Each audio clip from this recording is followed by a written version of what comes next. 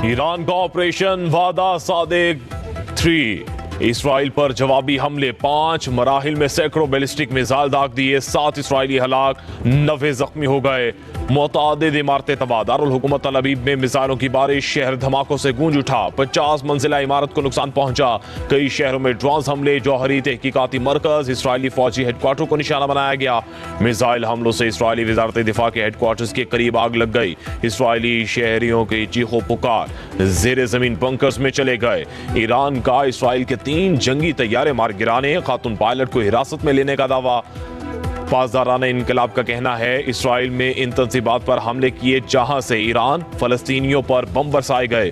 उधर इसराइल के ईरान पर हमले, महराबाद एयरपोर्ट को निशाना बनाया, ऑयल रिफाइनरी और अस्फहान के मुख्तलिफ मकामात पर भी हमले। इसराइल में अमरीकी सफीर का कहना है कि रात इसराइल के लिए बहुत सख्त थी, मुझे 5 बार पनाहगाह में पनाह लेनी पड़ी। इसराइली आर्मी चीफ कहते हैं कि इसराइल के लिए ईरान तक रास्ता साफ हो गया। तेहरान में मजीद कार्रवाइयों का ऐलान। ईरान के इसराइल पर जवाबी हमले, ईरानी अवाम का जश्न, सड़कों पर निकल आए, गजा में खुशी का समा। लबनान में भी लोगों ने खुशियां मनाई, ईरान के हक में और इसराइल के खिलाफ नारेबाजी।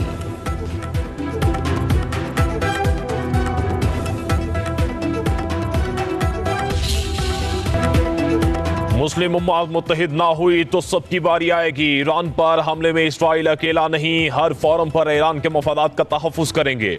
मुस्लिम उम्मा का ज़मीर सो रहा है। वज़ीर दिफा ख़ाजा आसिफ का कौमी असम्बली में इज़हार ख़याल, कहा इसराइल के हाथ मुसलमानों के खून से रंगे हुए हैं। इसराइल फ़लस्तीन में भी नस्ल कुशी कर रहा है। यमन, ईरान फ़लस्तीन को निशाना बना रखा है। मुस्लिम ममालिक को इसराइल का मुकाबला करने के लिए स्ट्रेटजी बनाना होगी।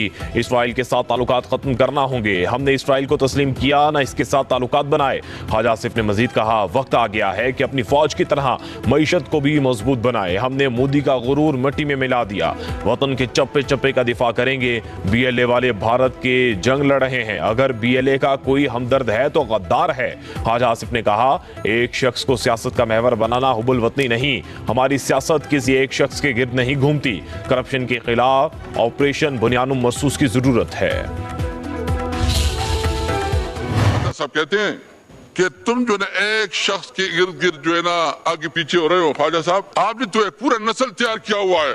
अभी मियाँ नवाज शरीफ, मियाँ शहबाज शरीफ, मियाँ हमजा शरीफ और मैडम मरियम नवाज, और उसके बाद उसकी जुनैद, मेरे ख्याल में कोई जुनैद सत्तर है कि क्या, वो भी तैयार हो रहा है माशाल्लाह। आप इससे कोई लीडर नहीं बनेगा, आप फिक्र ना करे, आप सिर्फ डेस्क बजाने वाले होंगे। तहरीक इंसाफ में बैरिस्टर गौर चेयरमैन बन जाता है, तहरीक इंसाफ में उमर अयूब अपोजिशन लीडर बन जाता है। तुम्हारे किस्मत में ये नहीं है, तुम्हारे पास और कोई रास्ता नहीं है।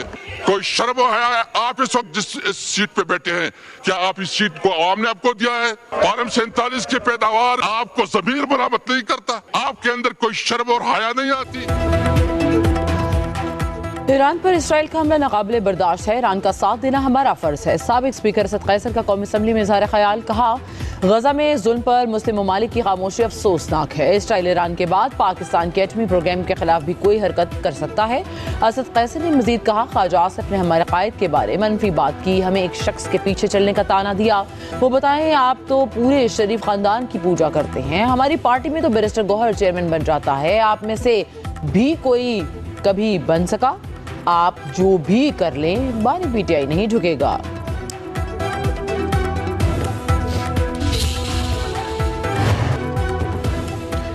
पाकिस्तान खित्ते में अमन का कहाँ है, जंग किसी मसले का हल नहीं। पाकिस्तानी वफ्द के सरबराह बिलावल भुट्टो जरदारी की ब्रसल्स में न्यूज़ कॉन्फ्रेंस, बोले मसला कश्मीर और दहशत गर्दी का कोई फौजी हल नहीं, तमाम तस्फिया तलब मसाइल का हल मुज़ाकरात और सिफारतकारी से ही मुमकिन है। भारत पानी को बतौर हथियार इस्तेमाल कर रहा है। पहलगाम वाक़े के बाद पाकिस्तान ने शफाफ तहकीकात में मदद की पेशकश की, भारत ने इनकार कर दिया। पाक भारत की शिदगी के बाद वज़ीर आज़म ने वफ्द तश्कील दिया। हम यहाँ अमन की बात करने आए हैं। पाकिस्तान मौसमियाती तब्दीली के चैलेंजेस से नबर्द आजमा है।